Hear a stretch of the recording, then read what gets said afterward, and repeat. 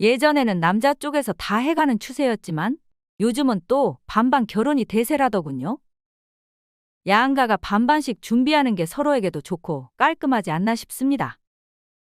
에이, 솔직히 집은 남자가 해와야 하는 거 아닌가? 아유, 여보, 당신이 무슨 조선시대 사람이에요? 언제적 얘기를 하는 거야?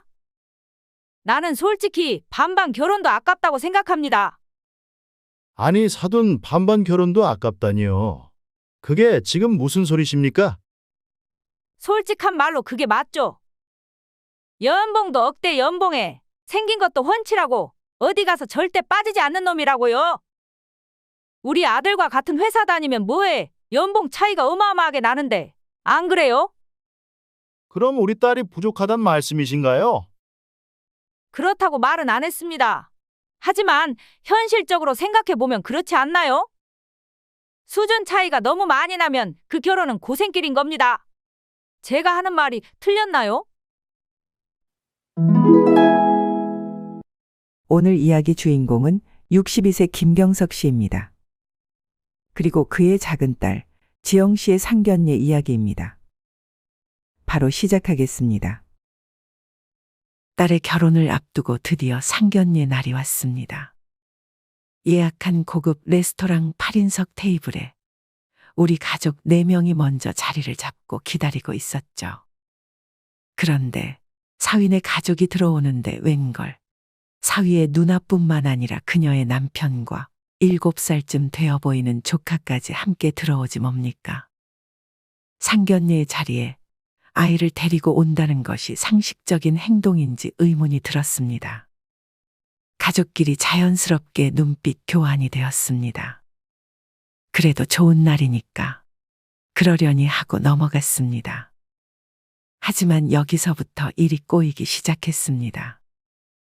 레스토랑 직원에게 추가 자리를 요청했는데 웨이터가 예약이 꽉 찼다면서 20분 동안 기다리게 되었습니다. 아이고, 처음 뵙겠습니다.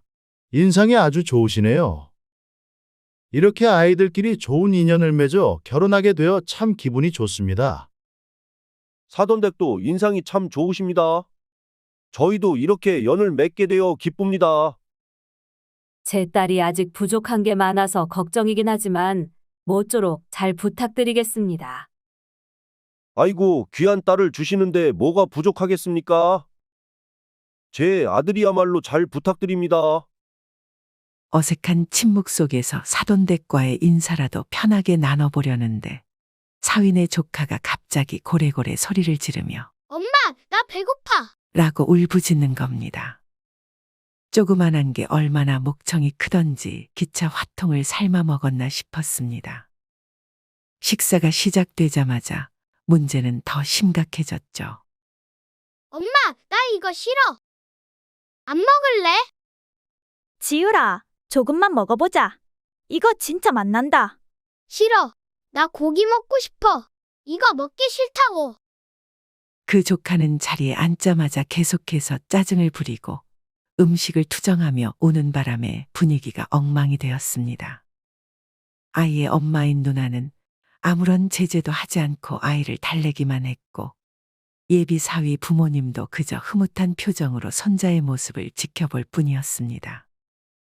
오히려 저희만 그런 상황이 난처하고 불편했습니다. 정신이 하나도 없었다고 말하는 게 맞겠네요. 이럴 줄 알았으면 나도 내 아들 데리고 와서 스테이크나 먹일걸. 큰딸이 혼자 중얼거렸습니다. 그래도 어찌저찌 식사하고 있는데 조금 전부터 예비 사위 어머니의 표정이 뚱해 보였습니다. 아내도 눈치챘는지 분위기 좀 풀어보겠다고 한마디 했습니다.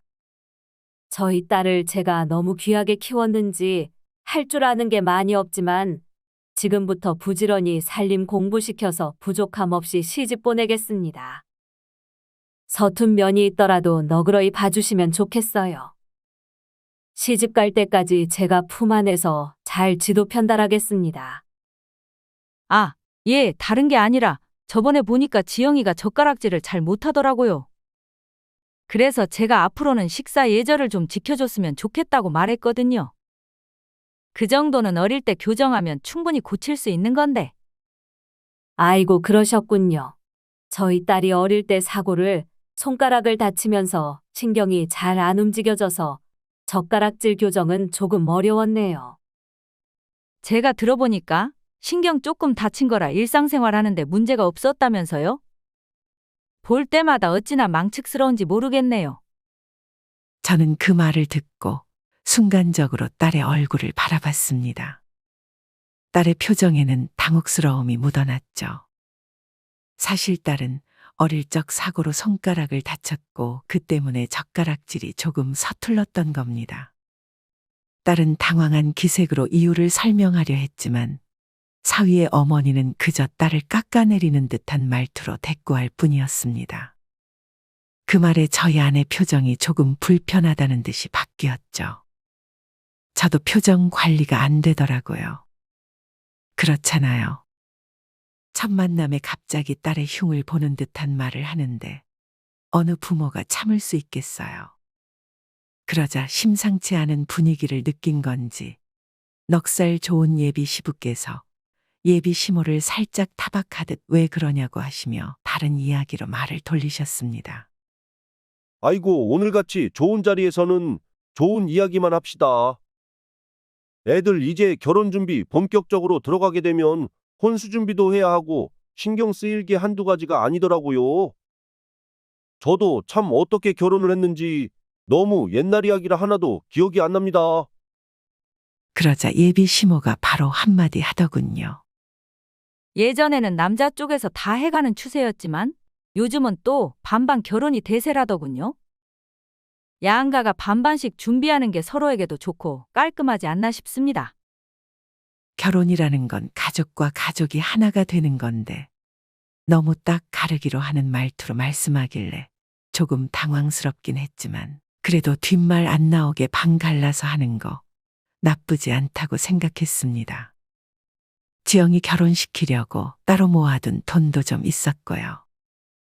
에이, 솔직히 집은 남자가 해와야 하는 거 아닌가? 제가 대꾸하기도 전에 예비 시부가 말했습니다. 아니 여보, 갑자기 집을 남자가 해온다니? 요즘은 반반 결혼이 대세라는 걸 몰라서 그래요? 이이도 참 나랑 상의도 없이. 아니, 옛날에는 남자가 여자 데리고 오면서 집 해왔던 걸 몰라서 그래. 그게 우리나라 전통인 거야. 예전에는 남자가 다 집 해오고 그랬지. 아유, 당신이 무슨 조선시대 사람이에요? 전통 운운하면서 언제적 이야기를 하는 거야? 나는 솔직히 반반 결혼도 아깝다고 생각합니다. 아니, 사돈 반반 결혼도 아깝다니요. 그게 지금 무슨 소리십니까? 순간 제 속이 뜨거워졌습니다. 하지만 겉으로는 최대한 평정심을 유지하며 말했죠. 솔직한 말로 그게 맞죠. 우리 아들 능력이면 요즘 말하는 육각형 남자 아닙니까? 연봉도 억대 연봉에 생긴 것도 훤칠하고 어디 가서 절대 빠지지 않는 놈이라고요. 우리 아들과 같은 회사 다니면 뭐해? 연봉 차이가 어마어마하게 나는데 안 그래요? 그럼 우리 딸이 부족하단 말씀이신가요? 아내는 내 팔을 슬쩍 당기며 진정하라는 신호를 보냈습니다. 그러나 이미 머리끝까지 화가 치솟았습니다. 그렇다고 말은 안 했습니다. 하지만 현실적으로 생각해보면 그렇지 않나요? 당신 지금 무슨 소리를 하는 거야? 여보, 당신도 알잖아요. 우리 아들한테 훨씬 더 좋은 혼처가 있었다는 거. 경실 언니가 정말 좋은 사람 있다면서 우리 아들 선 한 번만 보게 해달라고 그렇게 사정사정 부탁했었는데 우리 애가 만나는 사람 있다고 단칼에 거절한 거예요.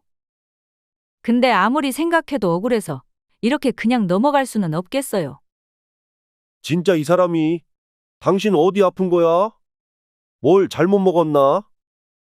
내가 틀린 말 한 것도 아닌데 왜 이래? 이럴 때는 내 편을 들어야지. 대체 누구 편을 드는 거예요, 당신? 어머니 정말 왜 이러세요? 나 부끄럽게 처음 뵙는 자리에서 이런 이야기하는 거 진짜 큰 실례를 저지르고 있는 거라고요.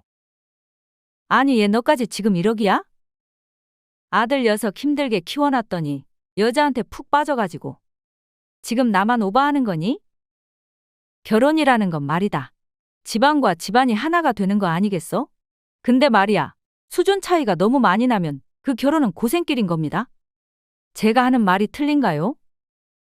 예비 사위 어머니는 작정이라도 한 사람처럼 급 차이를 운운하면서 열변을 토했습니다. 집안과 능력으로 결혼을 결정하는 거라면 저희는 이런 자리에서 이런 말씀 들을 필요 없겠군요. 제 입에서 나온 말에 모두가 잠시 말을 잃었습니다. 뭐라고 하셨어요? 예비 사위의 어머니가 눈을 크게 뜨며 저를 쳐다봤습니다. 그 순간 더 이상 참을 필요가 없다는 확신이 들었죠. 잘 들으셨을 겁니다. 저희 지영이가 부족하다고 말씀하셨죠? 젓가락질 하나로 사람을 판단하는 것도 그렇고 집안 얘기까지 끄집어내며 차이를 운운하는 것도 참 어처구니가 없군요. 참고로 말씀드리자면 우리 지영이는 그런 대접받을 이유가 없는 아이입니다. 어릴 때부터 똑소리 나서 지금 강남에 있는 22평 오피스텔도 부모 도움 없이 본인 월급 모아서 산 겁니다. 게다가 집안 차이를 언급하시길래 괜히 기죽으실까봐 말 안 했지만 저희 집 재산도 부동산이랑 투자자산까지 전부 현금화하면 몇십억이 넘는 상황입니다. 사돈은 어리둥절한 표정을 지었습니다. 그 표정을 진짜 사진으로 찍어서 여러분께 보여드리고 싶은 마음이 굴뚝 같네요. 아니, 지금 모른다고 그냥 막 말하시는 거 아니에요? 저는 고개를 돌려 예비 사위를 바라보며 말했죠. 자네는 들었을 거야. 우리 집이 만만치 않다는 거. 나는 딸이 결혼해서 행복하게 사는 것만 바랄 뿐이지 자네 어머니처럼 누구는 더 낫고 누구는 모자란다는 이야기를 듣고 싶지 않아. 그래서 말인데 결혼 다시 생각해 보는 게 좋겠네.